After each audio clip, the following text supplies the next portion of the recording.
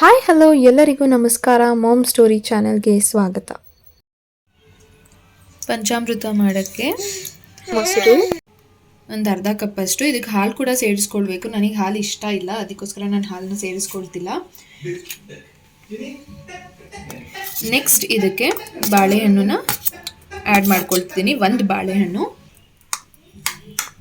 ಇದನ್ನು ಸ್ಮ್ಯಾಶ್ ಮಾಡ್ಕೊಳ್ಳೋಣ. ಸಕ್ಕರೆ 1 ಸ್ಪೂನಷ್ಟು ಸ್ಮ್ಯಾಶ್ ಮಾಡಿಕೊಡಿ. ನೆಕ್ಸ್ಟ್ ಇದಕ್ಕೆ ಎಲ್ಲ ಡ್ರೈ ಫ್ರೂಟ್ಸ್ನ ಆ್ಯಡ್ ಮಾಡ್ಕೊಳ್ತಿದ್ದೀನಿ. ನಿಮ್ಮ ಹತ್ರ ಇರುವಂತಹ ಡ್ರೈ ಫ್ರೂಟ್ಸ್ನ ಆ್ಯಡ್ ಮಾಡ್ಕೊಳ್ಳಿ. ನಾನು ಖರ್ಜೂರ, ಬಾದಾಮಿ, ಗೋಡಂಬಿ, ಪಿಸ್ತಾ ಎಲ್ಲನೂ ಆ್ಯಡ್ ಮಾಡ್ಕೊಳ್ತಿದ್ದೀನಿ.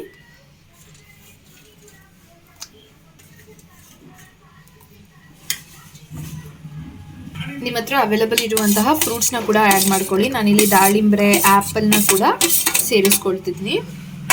ಲಾಸ್ಟಲ್ಲಿ ಇದಕ್ಕೆ ಜೇನುತುಪ್ಪ 1 ಟೇಬಲ್ ಸ್ಪೂನಷ್ಟು,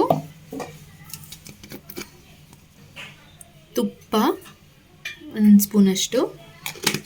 ಈಗ ಇದನ್ನು ಮಿಕ್ಸ್ ಮಾಡ್ಕೊಳ್ಳೋಣ.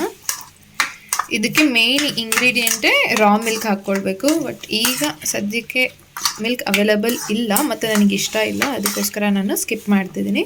ಸೊ ಪಂಚಾಮೃತ ರೆಡಿಯಾಗಿದೆ, ನೋಡ್ತಿದ್ದೀರಲ್ವಾ.